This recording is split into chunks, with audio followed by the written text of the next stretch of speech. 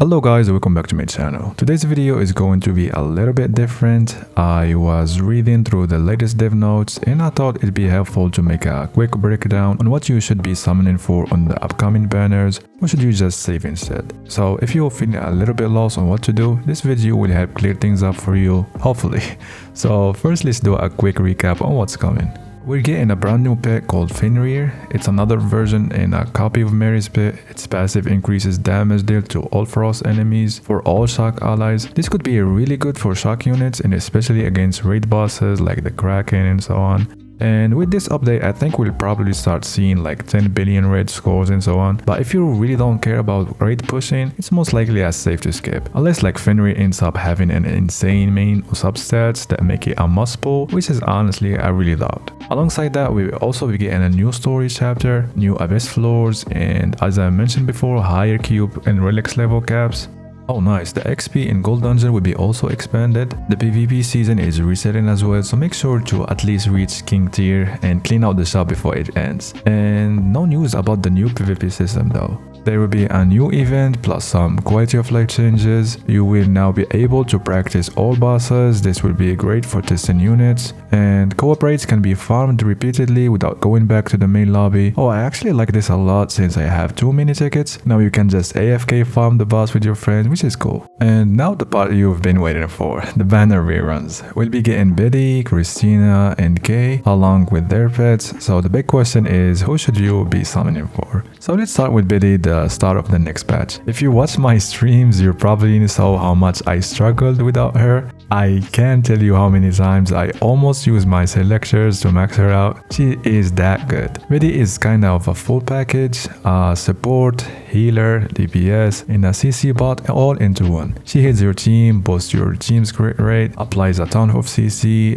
with her both her skill and her ultimate, and even gives you teammates 3 seconds of CC immunity, which is actually very huge in a lot of harder content. She really shines in story, towers, boss fights, so basically everywhere. But she also has some downsides. She needs dupes to be worth it. At T0, she's honestly feels a bit underwhelming. For example, in this account, unless I'm really desperate for root CC, I actually found myself using Tristan instead most of the times for more damage. So I heavily recommend going for dupes if you really want her to be good for your teams. At T5, can actually run her as a solo healer with the tank in your team, and that will be enough for you to survive even against some hard-hitting bosses, where she supports your team, applies CC, and also deals a big chunk of damage too, instead of wasting a slot for a healer and losing a lot of DPS. So my recommendation is go for dupes. Even T3 feels good, but T5 is where she becomes a must-have for almost all of your teams. Me personally, I will start grinding the story especially for her dupes, and hopefully I can max her out because I really need her for Abyss Tower.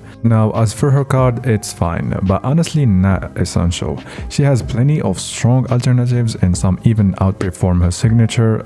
For example, the newest card, which is basically her new best in slot, it gives your team 36% attack increase, and it gives her 10% crit rate with a 60% range attack on top of that. Lisa's card can actually give her even more healing because of the added target. She can also run Lua's card if you're building around a root CC comps, which is the card you'll be using pretty much everywhere. Or you can use even Enya's card for the damage buff and the attack speed boost. So yeah, her card is nice to have, but if you're low on pulls or you want to prioritize her dupes, it's an easy skip. And next up is Christina, our fire princess. Her whole kit revolves around applying burn to enemies, then dealing more damage to those burn target while also boosting her fire's teammates attack. She is definitely a strong unit, but she becomes pretty niche. Realistically, she's only useful in maybe like 60% of the game's content, mostly raid bosses, some Avalon gates here and there, in certain star incarnation stages. Outside of that, she doesn't really like shine. Her card is another story though.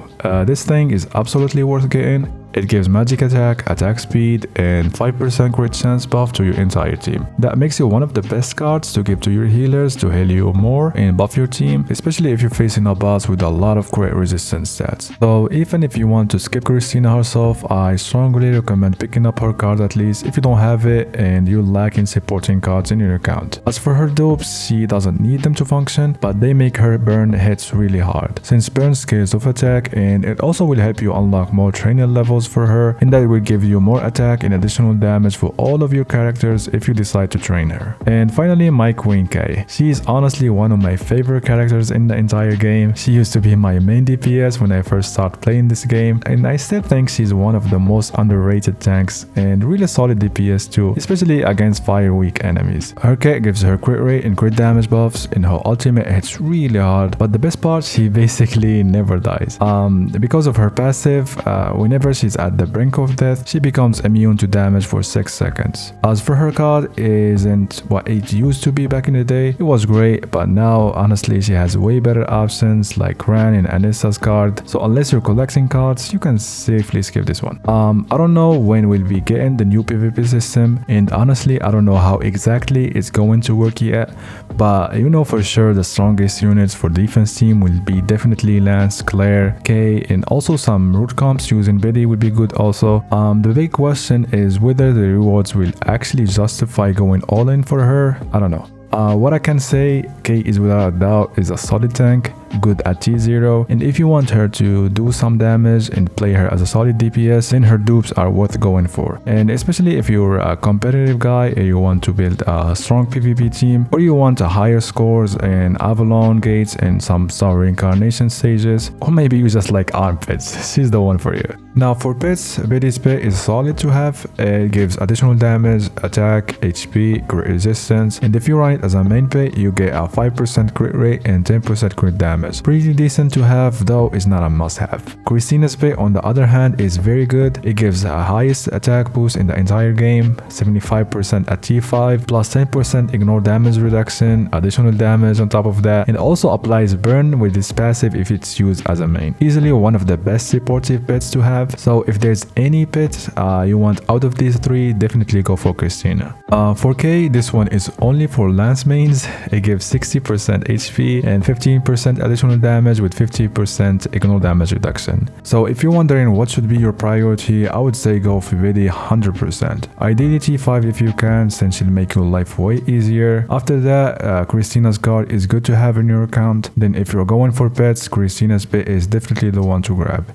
That's it, to be honest. K is a more of a PvP focused pick, so only get her after we see news about the new PvP system, but for now T0 is for her unless you like her, of course. That's it. I hope this video helped you out. If it did, make sure to drop a like and subscribe. It really helps the channel a lot. Good luck on your summons, and I'll catch you in the next one. Bye.